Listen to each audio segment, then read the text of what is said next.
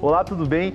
Bem-vindos ao Alinhando os Ponteiros. Eu sou Carlos Júnior, eu faço parte da Sociedade Brasileira do Design Inteligente e estamos aqui hoje para falar sobre a complexidade irredutível da reprodução humana, que é um tema extremamente importante. Então, fica ligado que a gente acabou de começar.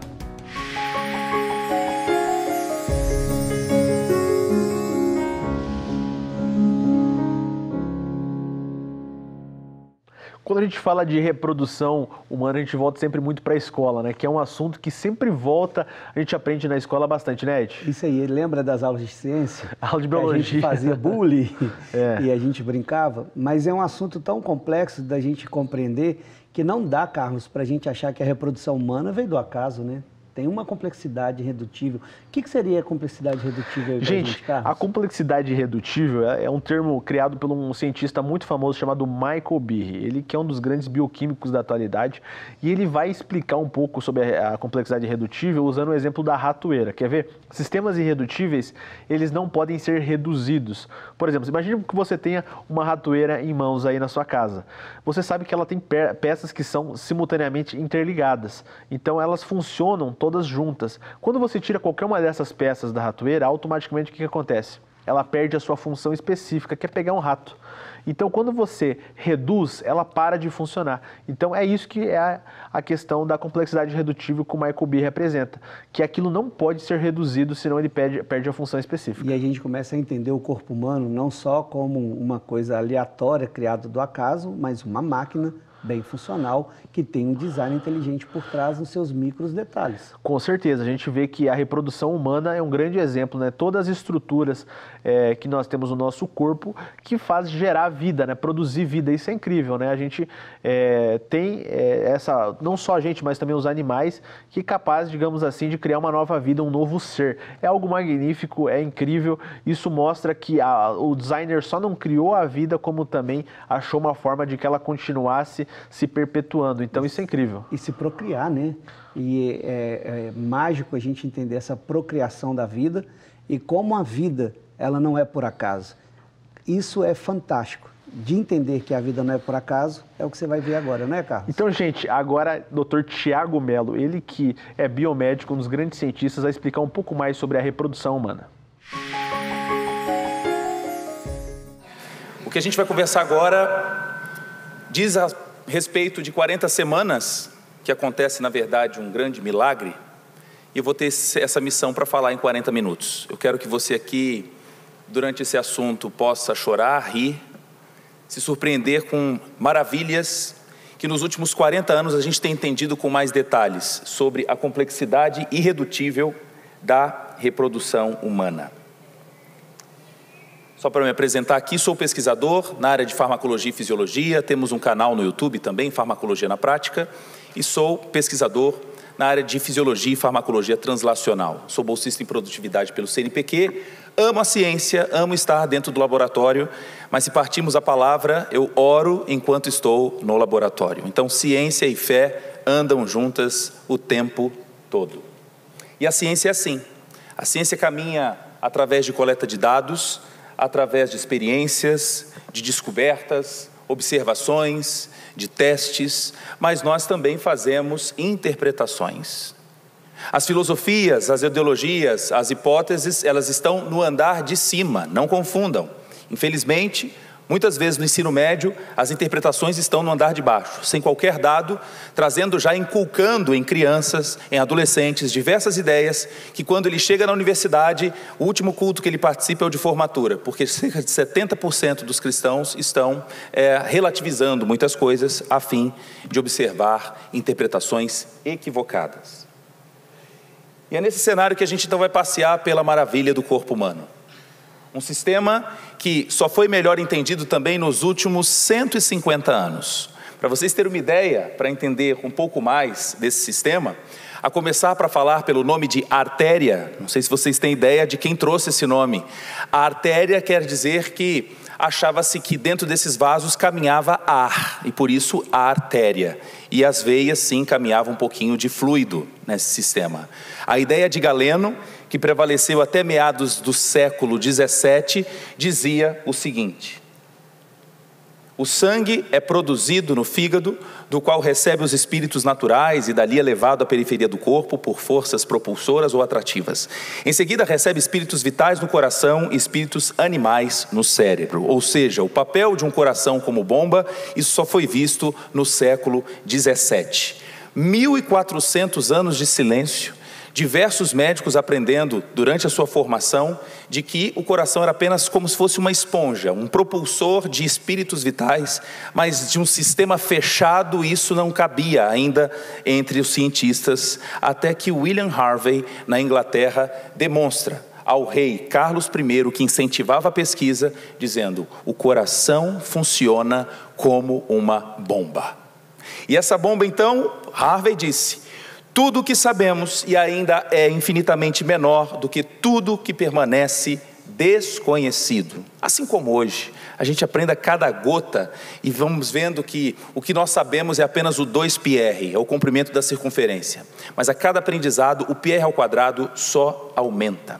Então, nesse sistema como bomba, e a gente vê a música de Pixinguinha cantando: meu coração, não sei porquê, bate feliz quando te vê. Eu falo: meu Deus, mas quando eu abro esse coração, eu vejo que ele é muito mais complexo, porque são feitos de câmaras, de válvulas, de um sistema que tem que ter a contração primeiro do átrio para depois haver do ventrículo.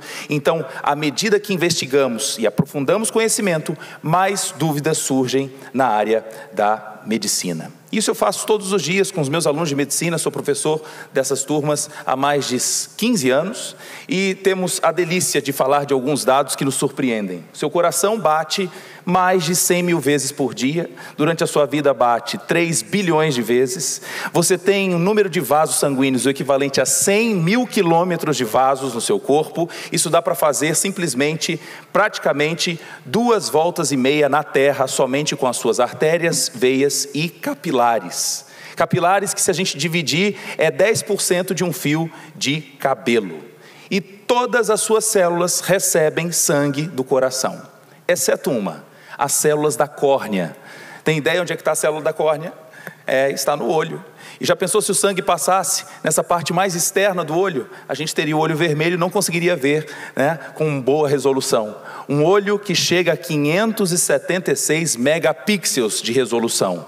Se você está aqui vangloriando do seu celular que chega a 20, guarde, o olho humano é 576 megapixels. Marie Curie, ganhadora de 2 prêmios Nobel, disse: durante toda a minha vida, as novas descobertas sobre a natureza me alegraram como uma criança. Eu vou trocar a palavra dela de natureza por obras da criação. E a gente então fica pulando e vibrando por tantas coisas que nós temos um designer e agradecemos por tudo aquilo que ele já fez. E é nesse cenário então que a gente quer viajar na ideia, quando alguém recebe a notícia: estou grávida, vou ser papai. O que vai acontecer? E como é que você tem essa certeza? Aí aparece ali um resultado que você pode pegar na farmácia. O famoso beta-HCG, siglas que nós levamos para o nosso dia a dia, mas sequer refletimos como é que essa substância está chegando aí para diagnosticar, mas ela também tem um papel fisiológico nesse processo. Estão prontos comigo? Vamos à viagem agora dessas 40 semanas maravilhosas da formação de um ser humano. A começar pela semente. Então agora eu quero com vocês perceber essa semeadura especial que existe durante a nossa formação.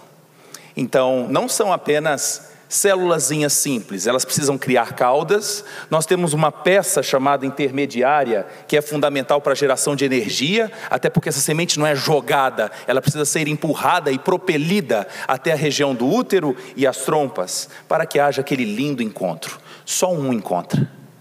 Só um. Um entre quantos? De 40 milhões até 400 milhões. Então varia, por exemplo, a população do estado de São Paulo com 2 Brasis de número de espermatozoides em cada ejaculação. E é nesse processo então que você foi escolhido. E se diz aqui um derrotado? De jeito nenhum. Temos algumas pessoas que passam a ter problema nessa produção da espermatogênese, por um problema simples, a chamada varicocele. O que é varicocele? Perceba que o escroto, ele tem uma região que fica distante do corpo. porque a produção de espermatozoides depende de uma temperatura cerca de 1,5 graus a menos do que o corpo humano. Então, não é à toa que o escroto contém uma pele característica, de modo que quando o corpo está muito quente, ele precisa ficar longe do organismo. E quando o ambiente muito frio, os homens aqui percebem que o escroto se aproxima mais do corpo para ganhar calor. Veja que se não fosse uma estrutura da pele característica com essa sensibilidade térmica, não haveria espermatogênese.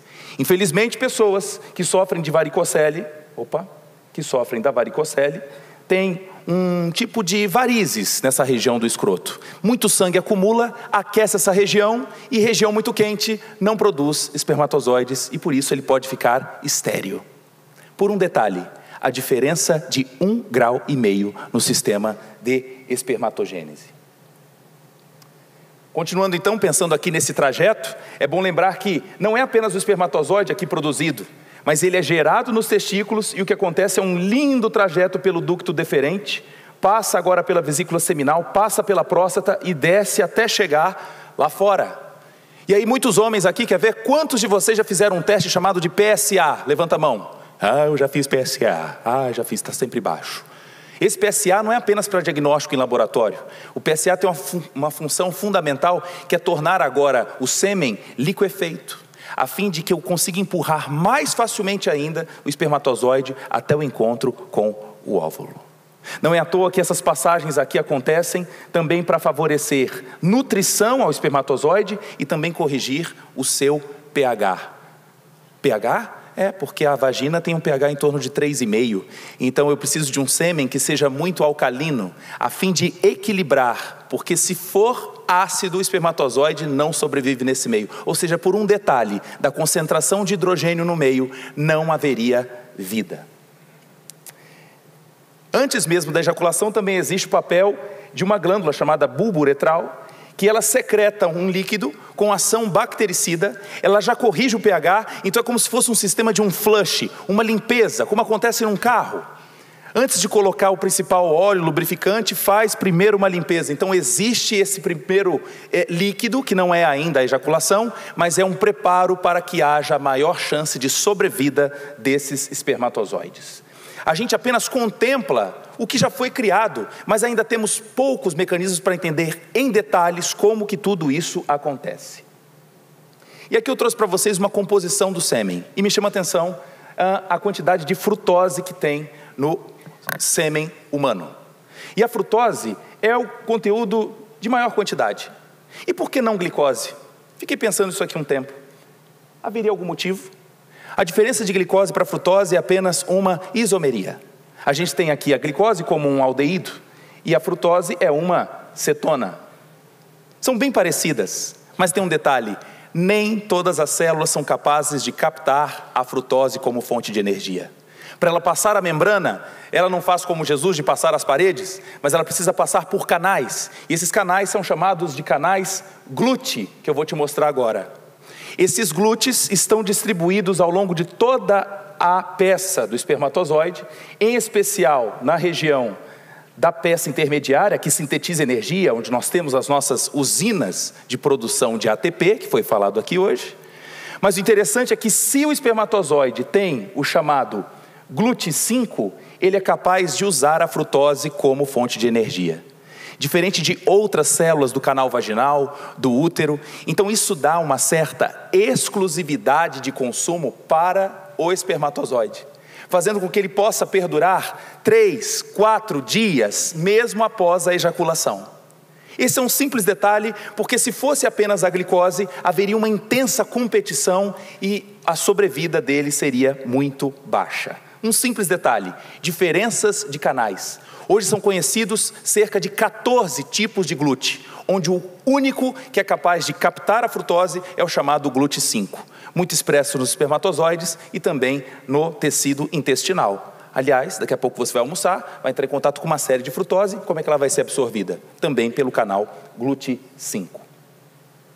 E aqui a gente vê então o excesso de espermatozoides que fica acumulado nessa região. Primeiro ele fica mais viscoso e ele vai se tornando mais liquefeito graças à participação que eu falei para vocês do PSA. Olha lá, aquele antígeno prostático produzido é capaz agora de dissolver e fazer com que o espermatozoide ganhe a região do útero e também das trompas. É nessa cena então que vai chegando agora o momento do encontro. Mas para encontrar tem que ter uma chave. E essa chave, ela é carregada na cabecinha ali do espermatozoide. Deixa eu voltar de novo para você ver. É aqui que tem que ter algumas enzimas. Peraí, se a enzima é uma proteína, se é uma proteína eu preciso de um RNA prévio. Se eu tenho um RNA eu também preciso de um gene. Então, essa maturação do espermatozoide já aconteceu previamente. De modo que se eu não tiver a tesoura, não tem inauguração. E como é que funciona essa tesoura? Uma das mais famosas se chama hialuronidase. Repita o nome, por favor. Hialuronidase, gostei. Fala de novo. Aí, para você não dormir, tá certo? Você está comigo? Isso, mais 20 minutos, tá bom? Então olha lá, nessa viagem, então, quando eu faço esse corte, existe a chance de romper essa trama de ácido hialurônico, que é um polissacarídeo. É ela que impede o acesso do espermatozoide, mas quem chega primeiro rompe.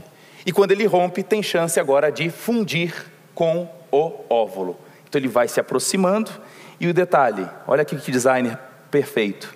A concentração de hialuronidase, ela é ótima na ponta, na cabeça do espermatozoide, porque é ali que precisa haver a secreção, através do famoso complexo de Golgi, para que haja a chance do corte, da ruptura. E é nessa cena agora que a gente vai ver o momento da fusão desse material genético. É lindo observar esse momento do encontro. Nós passamos por isso, somos aqui vencedores nessa corrida.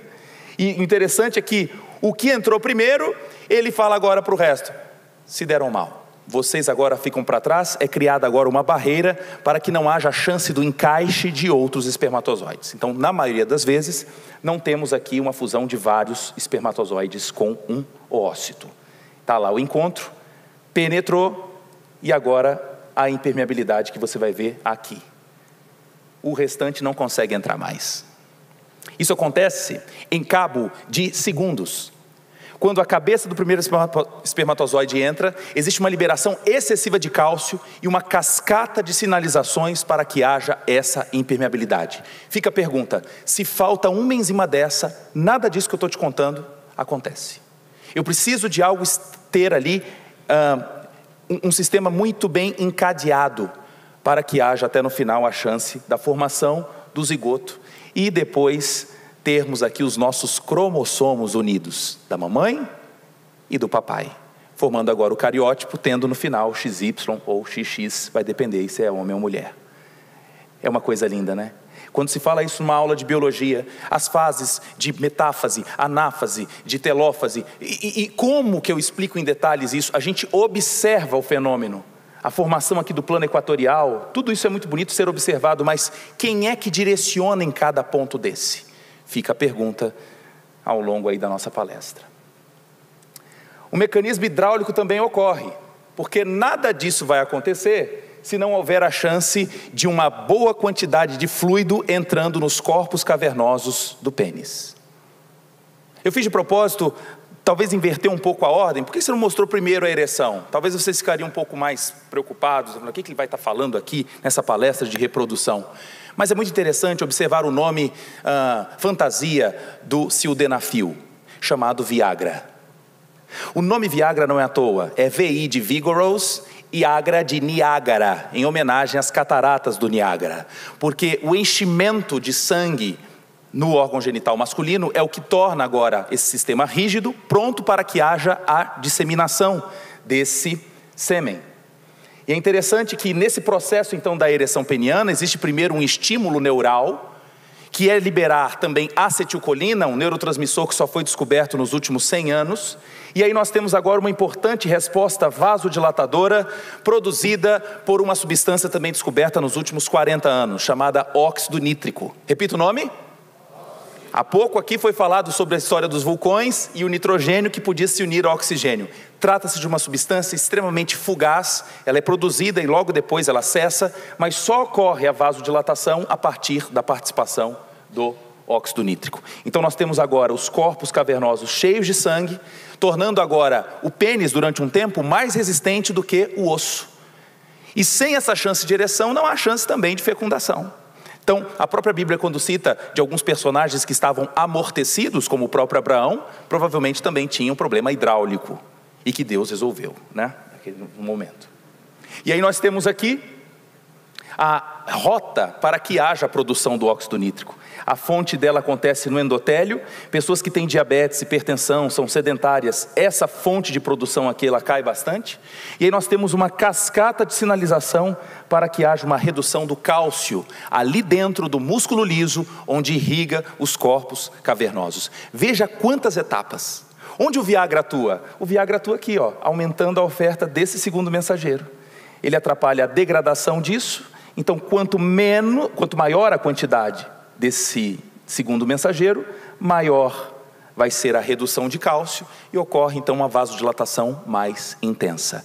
Então, o Viagra não cria efeito, ele apenas modula uma resposta fisiológica que o designer já fez, começando lá de cima com a produção do óxido nítrico. E aí a gente então acompanha o restante dessa gestação. O terreno precisa ser mantido, bem regado. Quem é que vai regar? Lembra do exame? Como é o nome desse exame? Famoso beta-HCG, chamada gonadotrofina coriônica. Trata-se de uma proteína que tem um papel fundamental nas primeiras semanas da gravidez. Até porque, se eu tenho o meu embrião e ele está crescendo ali na região do endométrio, vai haver a chance de produção de mais HCG. E é ele quem fica avisando o corpo amarelo, ou corpo lúteo, a produzir progesterona. Parte a palavra, pro é a favor da gestação. Então, sem HCG, não tem progesterona. Se não tiver progesterona, vai haver até um aborto espontâneo. Onde muitas mulheres, inclusive, podem passar por isso. E nem saber que perderam o bebê nos primeiros dias após uma fecundação. Então, só existe a gravidez completa se eu tiver o eixo entre HCG, corpo lúteo formando, com produção de progesterona. Fantástico, não é mesmo? Olha como a oratória do professor, como o Tiago, ele já esteve aqui na Rádio Super, na 100.5 FM, na Bússola do Mundo, falando também desse aspecto. E é maravilhoso a gente ver como Deus tem dado graça a ele, dele ensinar esses assuntos tão complexos que às vezes a gente não se notava a reprodução humana. A gente nunca parou para pensar. E isso traz uma identidade para a gente. Você não nasceu por acaso, você é um propósito de uma mente, de um design inteligente, não é isso, Carlos? A gente até brinca na ciência, né? A corrida, né, pela vida. Então você tem aí, você é um ser único, um ser especial, porque você aí estava numa grande corrida com vários outros concorrentes até que você chegasse e se tornasse no que você é hoje. Então é uma junção de tanto do homem como da mulher para poder gerar uma nova vida. Às vezes não é uma, mas duas, três, quatro. Então é muito fantástico ver como a vida pode se originar através de um processo que é tão lindo, um processo onde tudo é tão organizado para que a vida venha e venha de uma forma tão concreta. E sabe o que eu tiro de lição para mim, observando e meditando nisso? É que esses mínimos mesmo, esses mínimos detalhes da temperatura do corpo, da corrida pela vida, de milhões e milhões de espermatozoides, até virar o que você é hoje, te traz uma certeza. A sua vida, ela tem este propósito de um design inteligente, porque, Carlos, voltando mais uma vez, não dá mais para acreditar nessa teoria falida de Darwin, de uma evolução do acaso, porque o corpo humano não permite eu olhar para mim os detalhes, a riqueza que ele é feito como uma máquina perfeita e falar, ah, não, isso é aleatório, não tem como isso ser o acaso. Isso nos dá uma certeza que um design inteligente é a melhor solução. Com certeza, o corpo humano é uma das maiores evidências a favor da existência de Deus, porque as maquinarias encontradas no nosso corpo, toda a estrutura é fantástico. Mas, gente, se você gostou desse episódio e está assistindo pelo YouTube, vai lá, deixa o seu like, se inscreve no canal e semana que vem a gente está de volta, né, Ed? Isso, semana que vem, nesse mesmo horário, compartilha e vem crescer conosco. Um abraço.